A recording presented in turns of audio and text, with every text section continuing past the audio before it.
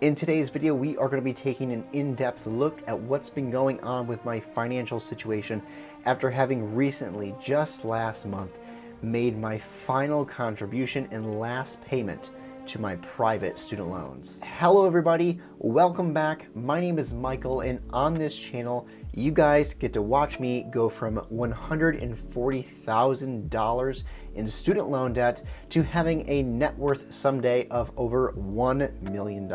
Recently, I just made a major financial milestone of becoming debt-free from my private student loans. And just a little disclaimer, that way it doesn't look like I'm trying to clickbait anybody, I do still have my government student loans, which is currently sitting at $71,000. But what I would like to tackle in this video in particular is how far I have come during the end of this first quarter of this year, 2022, along with what I plan to do next with my finances, and also what am I currently doing with my financial situation to further increase my net worth. By the way, I've written everything down here in my notebook. You probably can't quite see it on the camera, just so I don't end up rambling on about everything on the list here. Also, be sure to stick around until the very end of the video, because I'm going to be sharing what I did to, I guess, celebrate paying off my final payment with my private student loans.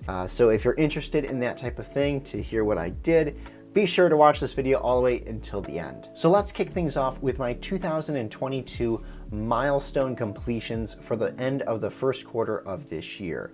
So the first thing I have written down here, which I guess would be not so much a surprise to anybody here, the big milestone that I've completed this year is that I have paid off my private student loans. And this is a big one.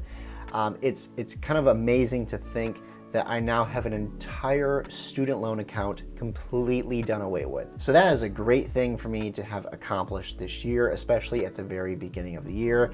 It kind of gives me momentum to continue to fast track my finances throughout the rest of this year. The second thing I have written down here, and this kind of goes along with the first one of having paid off my Sallie Mae loan account, and that is this year, at the time of filming, I have paid off $11,337.19 of student loan debt. And I see that as both a good and a bad thing.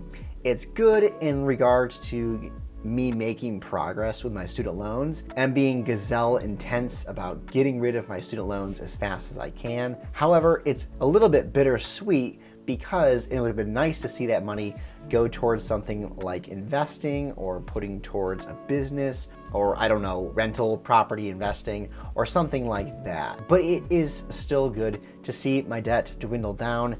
So I'm proud of this number of having put over $11,000 towards my student loan debts in the first 3 months of this year. The third thing I have written down here is that I have set up a pretty solid emergency fund. I was actually taking a look at my finances in my savings account the other day, and I realized that I am at a pretty comfortable about 4 to 6 months of savings saved up, give or take about 4 to 6 months of savings, which gives me a peace of mind, especially because any extra penny I have usually goes towards student loan debts. So it's nice to have a large chunk of cash saved up just in case something really bad happens. The fourth thing I have written down here is that I have set up and been consistent with funding my sinking funds, which are just basically savings accounts that I've set up with buckets that I put money in each month so that a future expense will already be paid for when the time comes to pay for it. I think the next best thing I can do with my sinking funds is find a way to automate it. I do think there is a way, because I use Ally Savings Bank. I saw something where you can set it up to automatically withdraw from your primary bank, and then it would just be nice because then I wouldn't even see the money. I wouldn't have to remember to do it each month, and it would just be like out of sight, out of mind. The fifth thing I've written down here, and this isn't so much something that I've accomplished just in the first quarter of this year, but it's something that I've accomplished over the course of making these videos and tracking my student loan debt payoff journey and also my net worth journey. And that is, I've made a positive impact of over $51,000, just under $52,000 towards my net worth since the conception of making videos like this, which was back in March of 2021. And just to give a brief update concerning my net worth, I didn't make a net worth update video for the month of March just because I ran out of time and I was busy, but I am currently sitting at negative $4,000 with my net worth, which to me is an unbelievable number because last year I started off, I think I was like negative $56,000 with my net worth, and that just seemed like an impossible climb that I was going to have to try to make. But it's really nice because I'm almost at that zero baseline for my net worth. Sorry I didn't make a video showing me punching in the numbers, but I'm definitely going to be trying to be making one for the end of April, and I think that we're going to be at zero. I'm crossing my fingers, but I think that we're going to be at zero net worth, which is really exciting. The next topic that I'm going to be talking about in this video is what I'm going to be doing with my finances in the future, because I do have some questions that have been on my mind for quite some time. Right now, I usually make this comparison that people ask how I feel after having paid off my final private loan. I make the comparison that I feel like a college football coach after they have won the national championship, and the reporter asks them, they're interviewing them, and they ask them, what are you gonna do to celebrate? And they say, I'm probably gonna go out tonight and party, but then Monday morning, I'm gonna have to go right back into the office and we're gonna have to start planning for next year. That's kind of how I feel right now, because though I've won a major battle with my finances, with having gotten rid of my private student loans, there's still a financial war going on with my debt.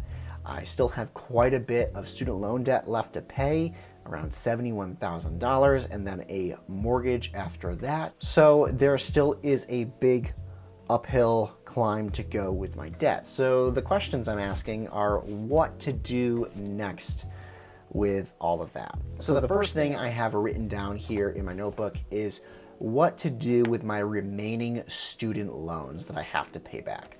In my mind, in my opinion, the government loans that I have, that $71,000, that's not going to be going anywhere. Right now, it's been in deferment for now over a year, which I'm incredibly thankful for because it's helped me really fast-track my debt payoff journey by a lot. But I don't feel that the government loans are going to be going away. I feel like the deferment might just keep getting pushed back. There is going to be a day of reckoning where these loans are going to be due again. So the question I ask myself is what to do, how to prepare for that. The second question I've written down for what I should do next, and that is concerning growing my assets. I say at the beginning of every video I make that I'm trying to grow my net worth to be over $1 million, which seems like a major astronomical feat to achieve, but I actually think that it's something that's a lot easier to achieve than what people think. Now, one of the ways that you can very easily get your net worth to be in a healthy range is by paying off debt, which is what I've been doing now for the last 3 years. But you won't necessarily get your net worth to be over $1 million just by paying off debt unless you have some serious assets. And right now, I don't have many assets, and particularly assets of the income generation kind, ones that earn passive income or something like that, things that make income, that create a cash flow. So my question to myself is, during this time, after having paid off my student loans, my private loans, what should I do? Should I focus on some asset growth, or should I reopen the investing for my Roth IRA? Should I potentially, this one's a little bit crazier, more ambitious, should I maybe look into investing in rental property? I don't know. I just want to continue to fast track my financial journey and reach that $1 million net worth as soon as possible.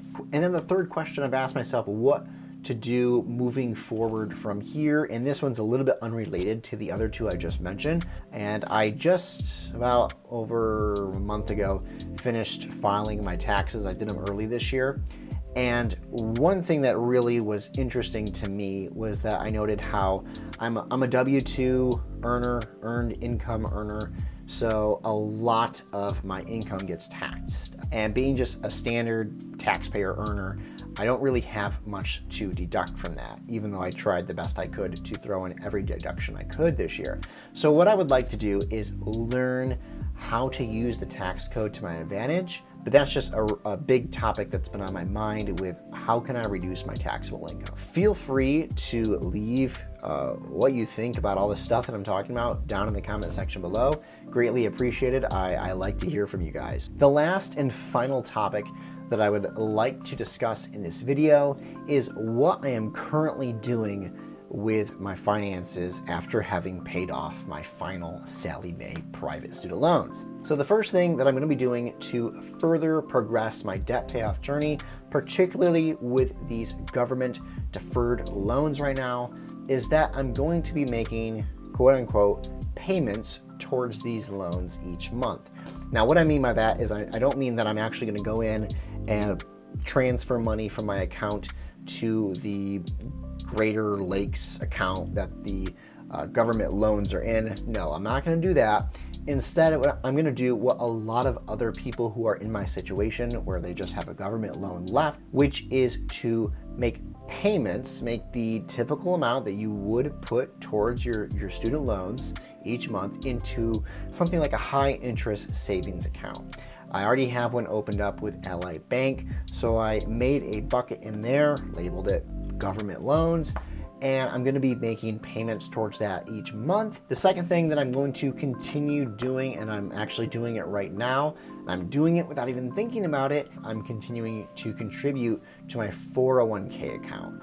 That thing has grown without me really looking at it, without me touching it. The third thing I wrote down that I'm going to continue doing, and I'm doing it right now, is I'm going to continue working on my side hustle, which just very briefly, I work as an occupational therapist in my regular job, working in home health. My side hustle is I work in the local school district, also as an occupational therapist, and I go around and see different kids either in their homes or in their school setting, and I work with them. And I really wish I started this side hustle a lot sooner, like over a year ago, because it is very profitable.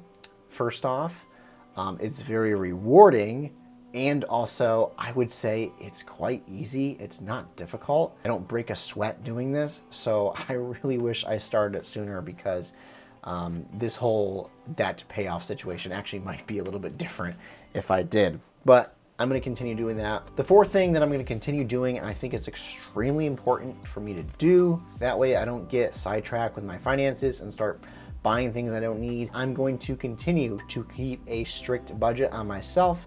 For me, it allows me to constantly be focused and have a money mindset that right now is rather restricting to myself. I'm not going crazy on Amazon, even though it is so easy for me to just keep adding stuff to my cart. And the fifth thing that I have written down here that I'm going to continue doing, and what I've been doing actually within the last few weeks, is I'm going to continue to read books to educate myself, especially on financial matters. Some really interesting ones that I have read recently.